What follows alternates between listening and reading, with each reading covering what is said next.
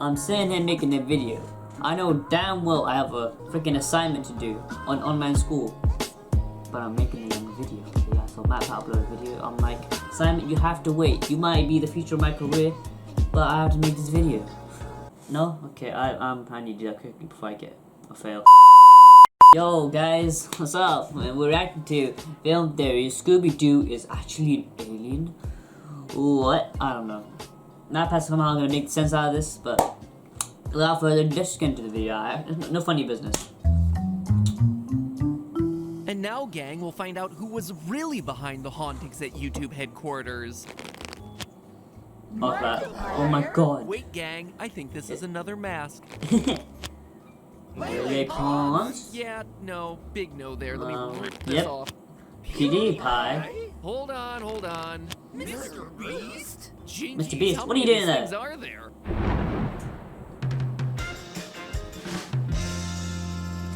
Finger.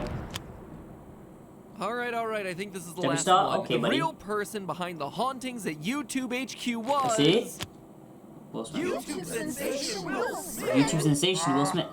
No, that's hard. Liked, commented, and imprisoned. Wait, where's that laughter coming from? Scooby Doo. Hello, Internet. Welcome to Film Theory, the show inspired by Velma's incredible ability to rationalize any supernatural event. The simple fact is, monsters are nothing more than crooks in masks, usually unscrupulous real estate developers. So, just over a year ago, I did my first episode on Scooby Doo, in which I tried to calculate Shaggy's power level and whether Ultra Instinct Shaggy was actually some sort of Super Saiyan. Remember He that is. meme that lasted like a week? Good times. Yep. Anyway, in my Shaggy. research for that episode, I watched an entire generation's worth of new Scooby Doo episodes. Not just the original Scooby Doo, Where Are You? Not just What's New Scooby Doo, or heck, I not like even the show. just That the new show's good. Scooby Doo movies, Yeah. but all Gay, of what the is it? Scooby Doo generations. Let me What reiterate the that hell? What did that all happen? the Robin, generations, Batman and meets that, Scooby-Doo. my friends, Shaggy. is no small feat. Scooby Doo is a 14-series, 36-movie canon spreading 51 That is long. years. Man was starting to lose his mind. And boy, was that crash course through half a century's worth of cartoon canon a wake-up call for me. For years, I just assumed that Shaggy, Scooby, and the gang were living out the same Sisyphean nightmare all that time, driving from town to town in a barely functional van, forced to solve I like spooky that, man. mysteries that always amounts to some guy in a really convincing rubber mask with way too much special effects technology on his hands. And what What's does that guy's the name gang again? get for all their hard work? Nothing. Maybe a sandwich if they're lucky. Well, except for that one time that Scooby got himself a chest full of Confederate money. Fred and Daphne are in a will they won't they relationship. I don't like the new one, Shaggy's though. The new romantic one's kinda weird. interests fluctuate between Velma and Scooby as dog. Insert wacky guest star here. Sorry, Batman, they run off sometimes. Flight is a natural response to the unknown. Can we help you kids out?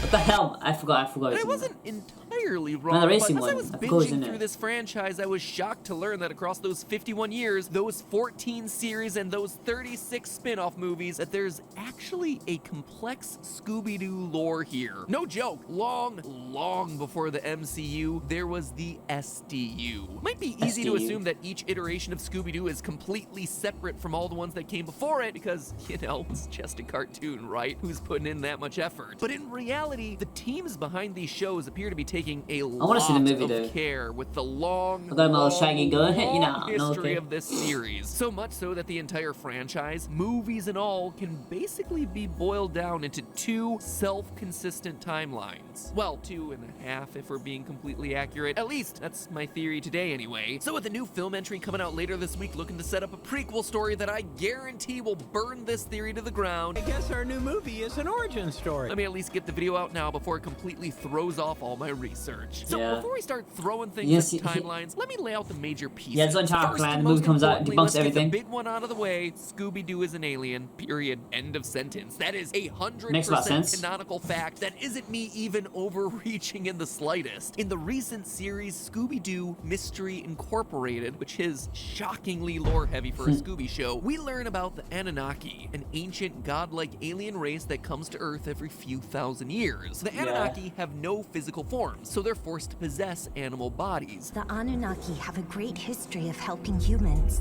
but we have no physical form and must inhabit animals. This is why some animals, our descendants, can talk and others cannot. So if we happen to know any animals in this series that are capable of talking or being understood he by speaks humans, like a well, we can guy who reasonably doesn't have assume any- that doesn't know any English in individual his is life, an but, you know. alien descendant. Righty. That's why Scooby-Doo Righty. can talk. He's got himself them alien genes. The heart is us. It's always been us. It also Why is it so explains much one of to his speak? iconic catchphrases. Wrong?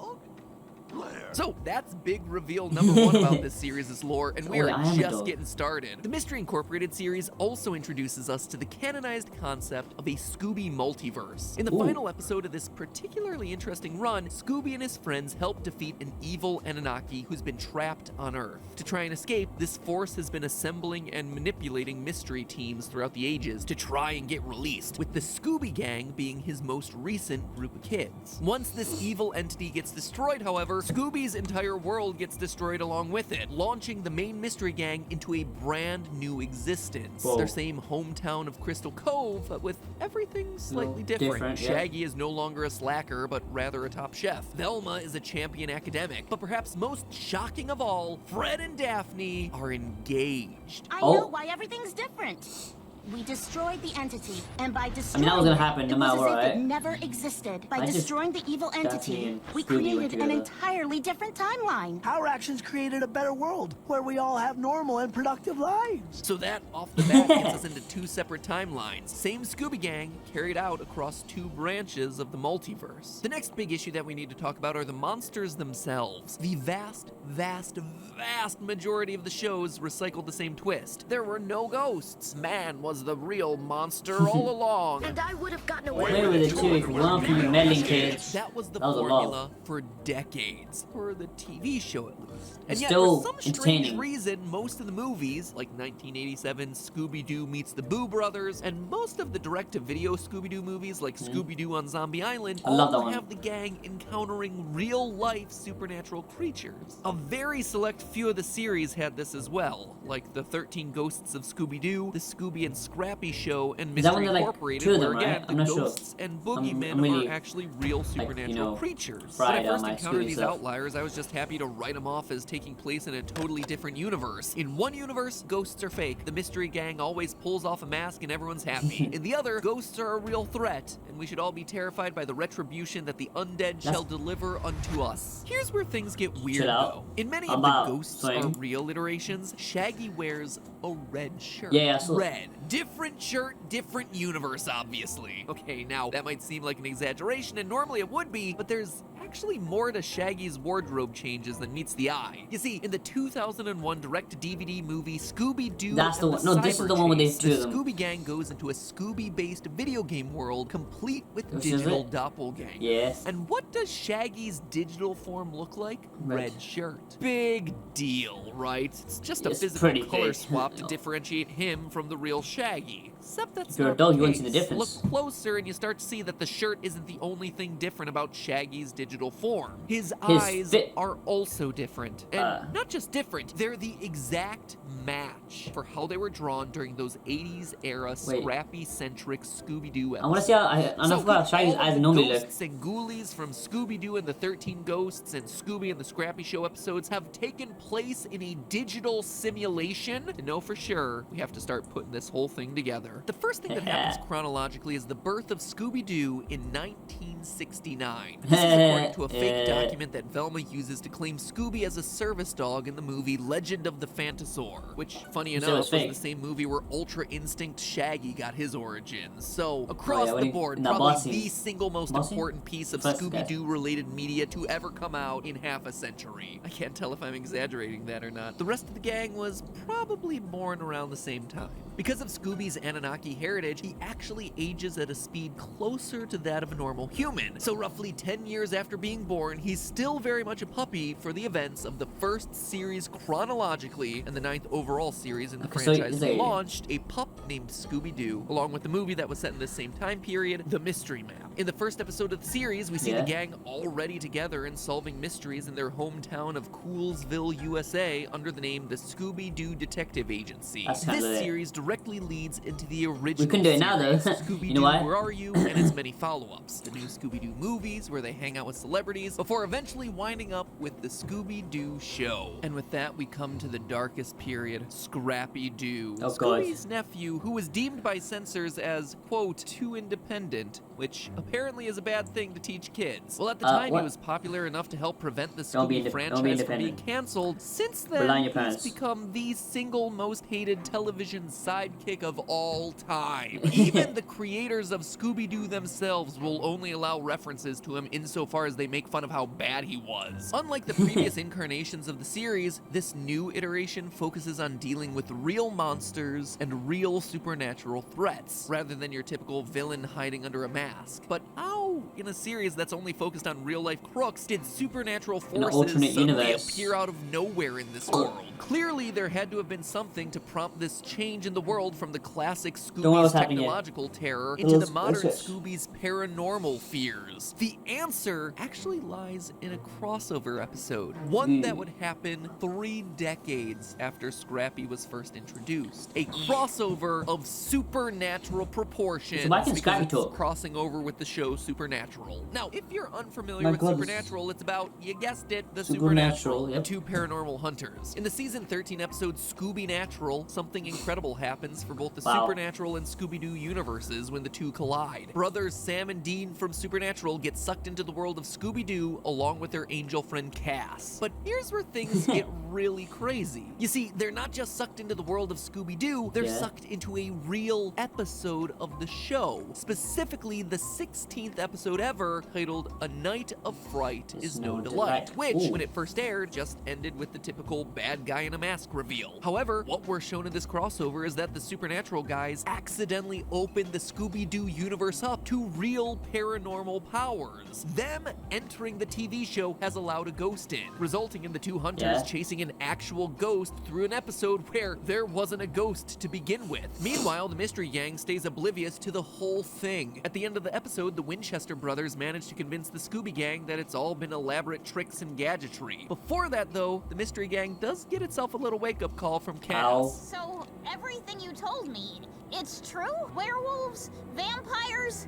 Demons? I thought I was blind without my glasses, You're but blind. I was just blind. That means that Scooby's supernatural elements may have been brought into its universe by the Supernatural team when they chased a ghost into the cartoon. That explains how later series in the timeline, with the Scrappy-Doo series and the 13 Ghosts of Scooby-Doo that follows it, we have supernatural beings Why does this link with suddenly Scooby-Doo being an present alien? out of nowhere in the canon. What it doesn't explain away, though, is Velma and Fred not knowing who Scrappy is. Well, I guess the gang's all here. Except Scrappy. What's a Scrappy? Sure, they didn't share that many episodes together, but that first season that Scrappy appeared in did have all the gang together for multiple Who's episodes. Scrappy? It also had really terrible animation for all those episodes. I mean, look at Shaggy. Looks like he was put through the rack. Must have been a gas leak season, or, as we previously established, it had to have been in the video game simulation. For as crazy as it sounds, it No. actually makes sense. The first season with My Scrappy brain is hiding literally right now. sees the gang week over week going to Britain, to Egyptian-inspired locales, to California, New York, even places On as my far time flung recording. as based in a computerized simulation. That season, along with at least 3 movies, Scooby-Doo meets the Boo Brothers, You guys are ghost exterminators. Scooby-Doo and the Ghoul School, and Scooby-Doo and the Reluctant Werewolf totally don't count. At this Aw. point, then, we have to rewind our timeline back, all the way back to the beginning. The very beginning for our second alternate universe, the Myths of Mystery Incorporated course, still use a the cameras 4:3 decides to standard pull up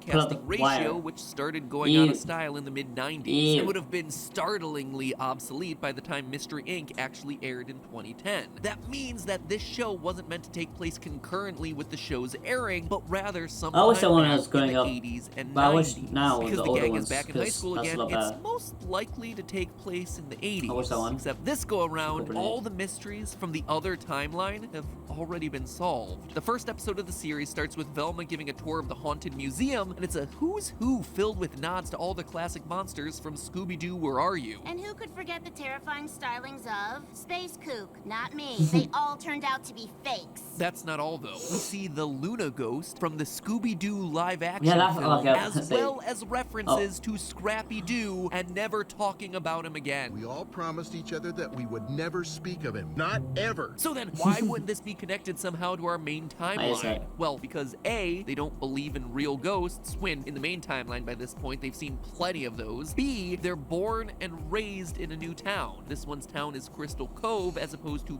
Coolsville, USA. And C, they don't recognize Vincent Van Ghoul, the wizard who served as their guide throughout the 13 Ghosts of Scooby Doo and its spin-off movie, The Curse of the 13th Ghost. It's a paradox that can only be solved via a separate timeline. At the end of the series, as I talked about earlier, the team is sent to a new timeline where the supernatural entity never existed in the first place. When Fred arrives in this new world, upon realizing there's no dark entity or the effects that it left, he declares that it's a world without mysteries. Of course, this is wrong, but what it does mean is that this is a world without paranormal activity, which leads directly into the events of Be Cool Scooby Doo, which sees our gang in their new timeline. We're told that they just got out of high school, which continues the story of them being in high school in Mystery Incorporated, and true to what Fred said about a world without mystery, this new series moves away from solving crimes. That thing's a little low. Might want to pull up a little bit. Phineas and Ferb, complete with increased emphasis on comedy and wacky inventions. And that's the latest point in the Scoobyverse as of now. Given the show's tendency to jump around its own timeline, there's no guarantee the next batch of Scooby episodes and movies will even take place in the future of the timeline. Maybe they'll track back to when the gang was in a more grounded seeming reality. But for once, we can roughly see the way this entire timeline links together. One mystery gang we've watched